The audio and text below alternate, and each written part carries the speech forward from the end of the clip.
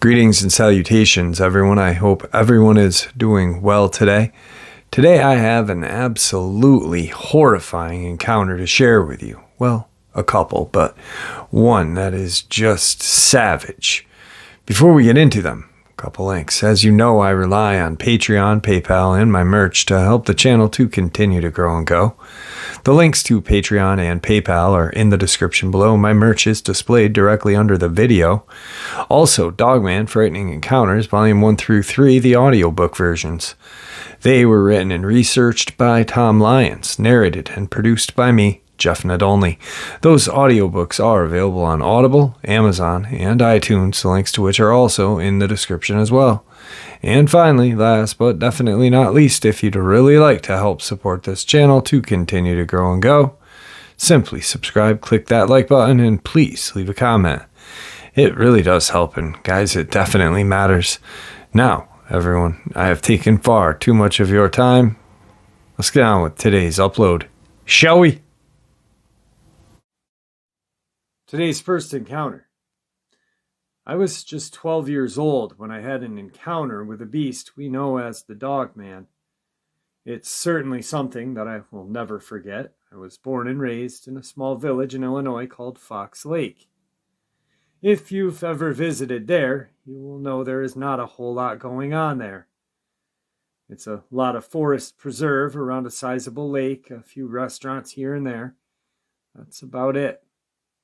Undoubtedly, there is plenty of land for any animal to hide, even a large cryptid. One of my childhood friends and I went through a phase where we would search for sturdy branches, then carve them into quality spears. We had a lot of fun decorating them and comparing the finished products.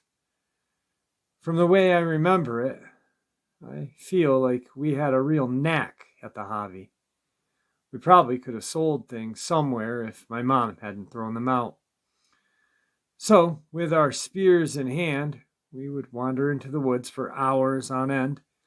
At one point, we came across this huge property that was in the middle of nowhere.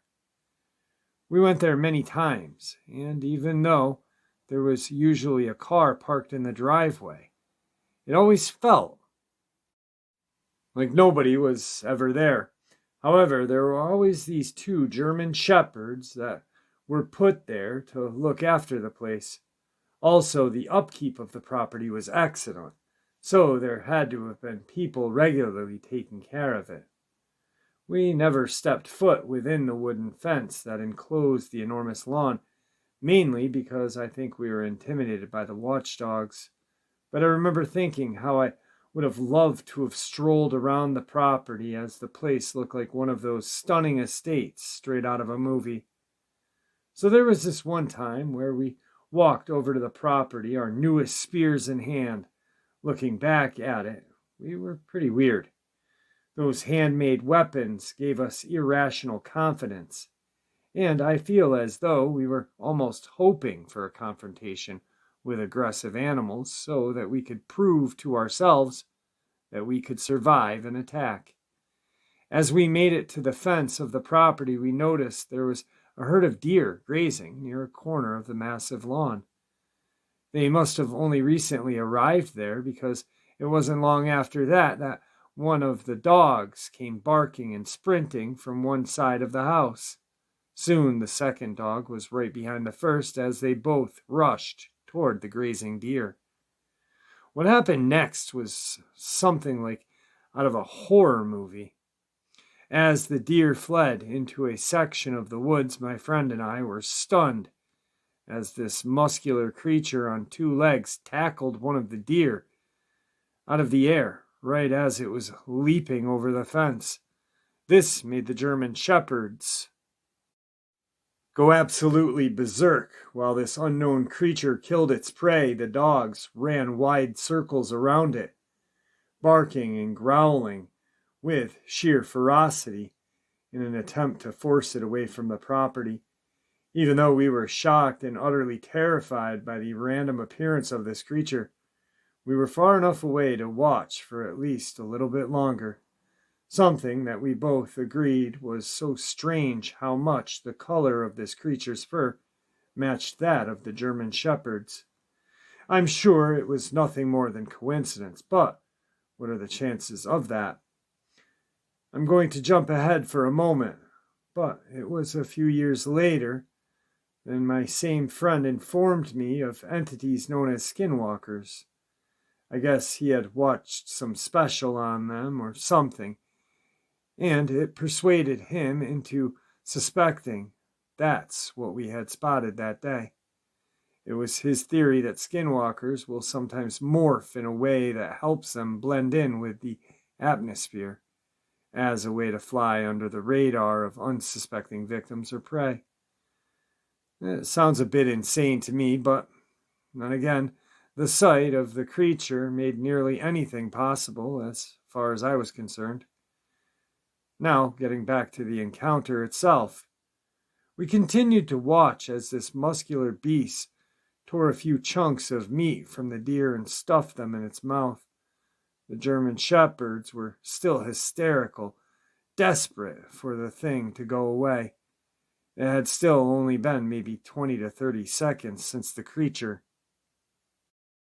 appeared when we noticed an individual walking around the house to get a view of the commotion. He hadn't noticed us, so we continued to watch. I remember he was a white guy and was balding at the top of his head. He wore denim pants and a white t-shirt. We were too far away to see any further details of what he looked like. The man walked a few yards alongside the wall of the house and raised what had to be a pair of binoculars to his eyes. I have no way of knowing this, but the way he stood his ground gave me the feeling that he had seen this mysterious creature before.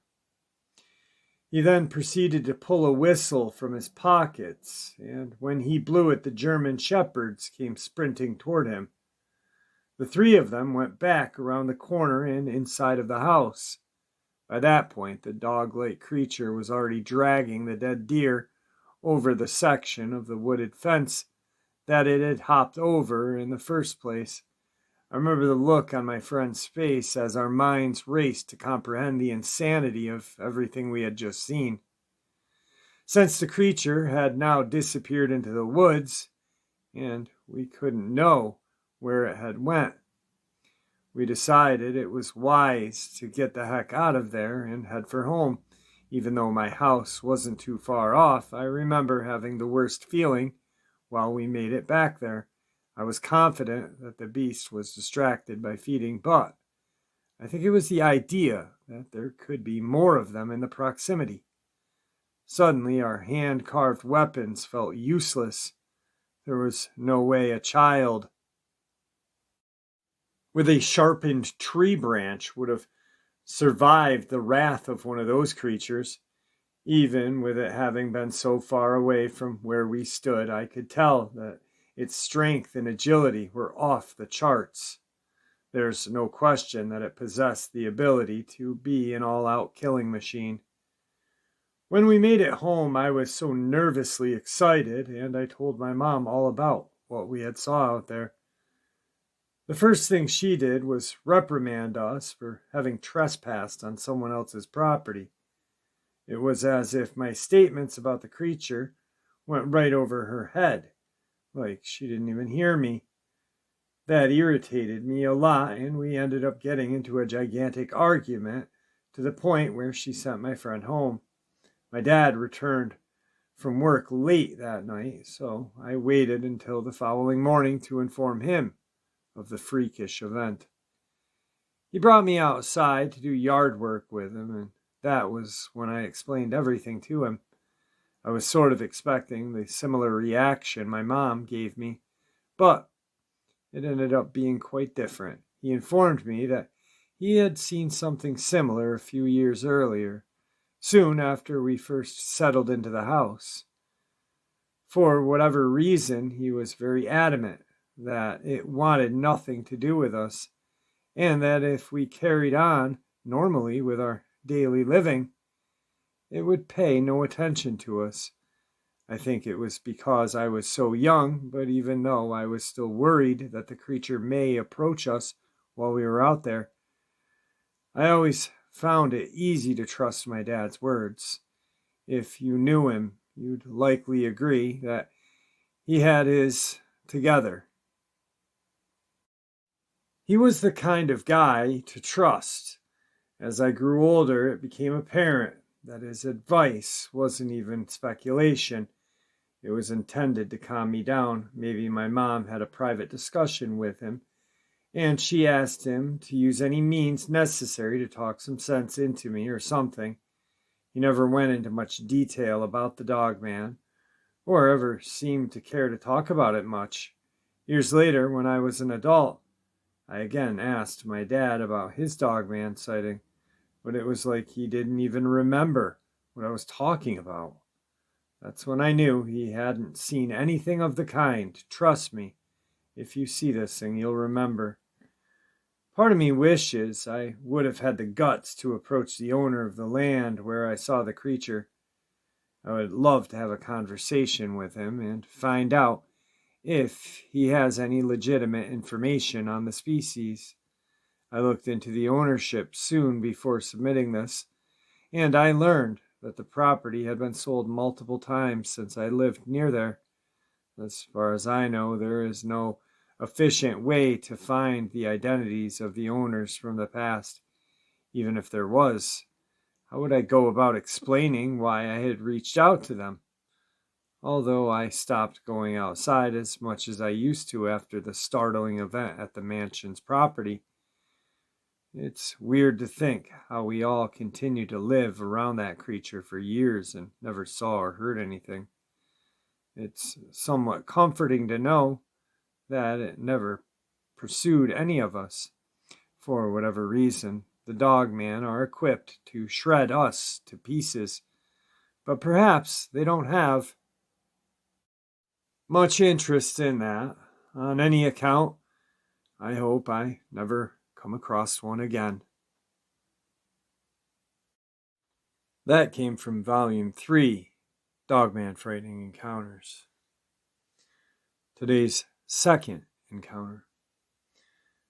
Hello there, my name is M, and I thought for the longest time that I had encountered an oversized baboon. It was years later that I learned about the mysterious Dogman species. There is something so deeply ominous about them. I've read that Sasquatch present comparable energy, but I've never seen one, so I'm not able to compare. I am now 59 years young, and my experience occurred back in 1986 in Oshkosh, Wisconsin. Oddly enough, it happened less than a week before Halloween of that year, so naturally some tried to convince me that I saw someone in a werewolf costume. I suppose that would be possible for someone who suffers from drug-induced hallucinations, but I've been sober almost my entire life. I've never been into experimenting with substances, and have always had a crystal clear mind. Sure, I sip on wine every once in a while, but intelligent people know that cannot trigger hallucinations. I had recently broken up with a boy that I was very in love with and needed some time to myself to embrace my emotions. I'd been walking around in nature almost every day during the month that it happened, and it was when I was at a nearby forest preserve that I stumbled upon the rare animal. It was while I was walking uphill, and I spotted the animal sitting on top of a large boulder. Something that has always amazed me is how it was clear that I was aware of it before it was aware of me. I know this because I'll never forget how its head perked up and its eyes widened as it heard my semi-slip on a few pebbles. I then watched as its mouth slowly opened and formed what looked like a menacing smile. The smile was a lot like how the Joker smiles, only add sharp teeth. There was something about the way it looked at me that made me believe I was moments away from getting torn to pieces. Truthfully, I remember not caring very much. I was so depressed from my breakup that I think I would have been all right dying at that moment. I think that is the only reason I didn't immediately turn and run in the opposite direction. Its fur was a very dark brown color and had a tint of gold. However, the gold tint could have been caused by bits of sunlight that pierced through the trees. Its ears and snout were black. I've read all the reports that describe the shape of the head to be a lot like a coyote's, but I thought it looked a lot more like a baboon.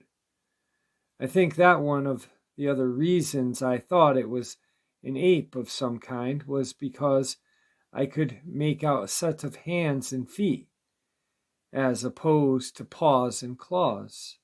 I once told one of my friends, who has Native American roots, and it was his opinion that what I saw was a skinwalker.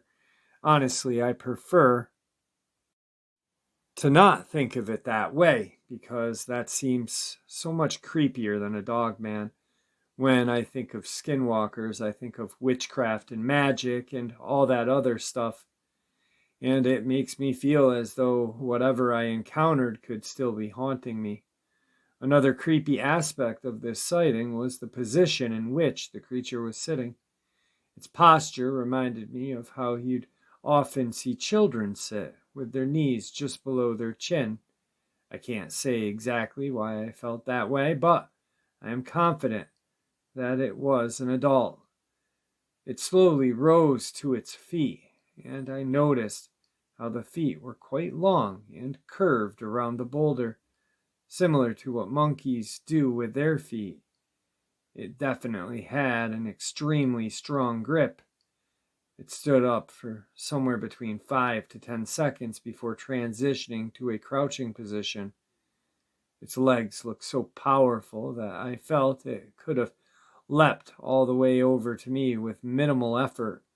Although it was insanely muscular everywhere, I couldn't help but notice that its belly was protruding. It didn't match the rest of its build, so I think that it had only just finished a large meal. Maybe that was what prevented it from attacking me, because it soon climbed down the other side of that boulder, and I never saw it again. Suddenly my wits kicked in and told me to head back to my car. Luckily, it wasn't even a mile away in reality, but it felt much further because I was so afraid. I was living with my mom and stepdad back then, and I told them about the encounter as soon as I saw them later that day.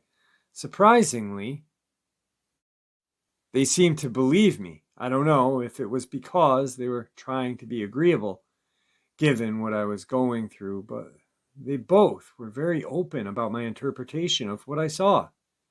It was very comforting, and that's something I've always appreciated when I look back on it. It's a shame that not everyone who encounters cryptids has someone who will trust them on that matter, or at least be willing to listen with open ears. In a sense, I felt that frightening encounter was a blessing in disguise. It was sufficient at distracting me from my grief I was feeling, and it expanded my worldview. I always had an inkling that we were being lied to on multiple fronts, and it was nice to confirm that I wasn't a fool for having thought such things. My daughter was the first to introduce me to the works of Tom Lyons after she came across his Instagram account. She convinced me to create my own account so that I could stay in the loop, and it was as soon as I discovered he had released the first volume of Dogman Frightening Encounters that I knew I had to participate. Thank you, Tom, for your willingness to review my report. And that encounter was from Dogman Frightening Encounters Volume 2, my friends. On to the third encounter of the day. I cannot say for certain what it was that I saw back in the late 80s, but whatever it was, it sparked my passion for cryptozoology and unexplained phenomena. I was 20 years of age and lived in Lance, Michigan. Lance is an extremely small town that currently has the population of just over 2,000. Everyone who lives there knows there is not a whole lot going on there. It was spring, and we had just opened the local golf course for the season, which is where I worked at the time.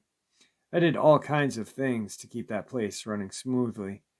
But it was one evening while I was driving the Kubota, the cart that gathers golf balls, that I saw something I will never forget. I was riding the vehicle out on the driving range when suddenly this large, funny-looking animal emerged from the nearby thicket, carrying a mangled, bloody carcass. I'm pretty sure I was able to make out hooves, so that makes me think it was probably some land animal such as a deer or a goat. After the strange creature walked a few yards out into the driving range, it dropped the carcass from its jaws and began shifting its head in all directions. The way it moved made me feel as though it thought another predator was near and may come along and try to steal its dinner. It looked in my direction on multiple occasions, but I suppose I was far enough away not to be of any concern. I was so stunned by the sight of this thing that I stepped on the brakes to observe it. I turned around to see that there was still one golfer using the driving range, and it was plain to see that he had also stopped what he was doing due to the sight of this creature.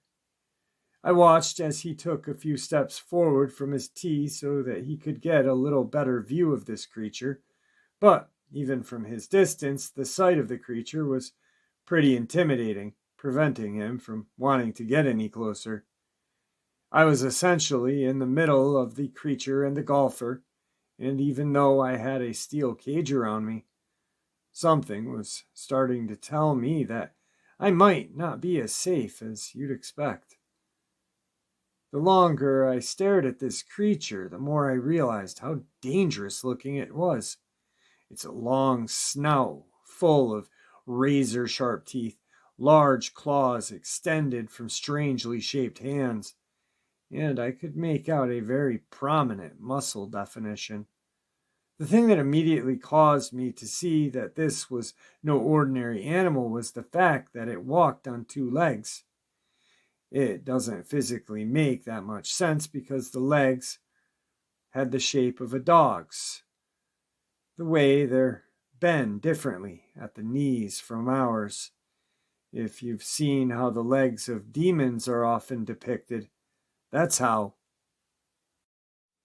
these were, only with feet or paws instead of hooves. Even though the lower body was very different, the upper body was very similar to that of a muscular human's. That is, aside from the head and the hands. But its body language was so different than anything I have ever seen before, man or animal. There was something about its movements that almost made it feel as though it were from a different dimension. I know that sounds strange, but I can't think of any other way to express the odd behavior. It just didn't align with the rest of the environment. Another thing that I thought was strange was how it perceived the driving range as a safe place to munch on its kill. I would never expect for it to perceive any open area as an appropriate place to feed. As I sat inside my caged vehicle, I continued to mentally slap myself, trying to come to terms with what I was staring at. By the time I looked back at the golfer, he was already gone, leaving me entirely alone with this large predator and the carcass. For obvious reasons, I wanted to turn my vehicle around, but with the way the creature would occasionally glance in my direction, my instincts told me that there was a good chance it was going to follow me. And if it did follow me, who knew what unsuspecting innocent bystander I might have accidentally lured to it. It got to the point where I felt like I had been watching the creature eat the bloody meat for an eternity, motivating me to try my luck and start driving the vehicle toward the concrete path that led to the shed. It was as I began turning the vehicle around that something from the opposite direction seemed to capture the creature's attention. I watched as it stood up as tall as it could go, as it perked its head up and looked toward the woods, then stepped in front of its prey, seemingly blocking any view of it. That was when I felt as though I could guess that its height was somewhere between 7 and 8 feet. So I was slowly turning away when out of nowhere the creature sprinted toward the same section of woods that it had come out of. Whatever it was running toward concerned it so much that it left its prey behind. What I initially thought was that there was something in the woods that had it worried enough to cause it to head in the opposite direction. However, the way it ran toward the woods left me believing that there was competition, or it recognized another means of prey. Of course, it's something I'll never know.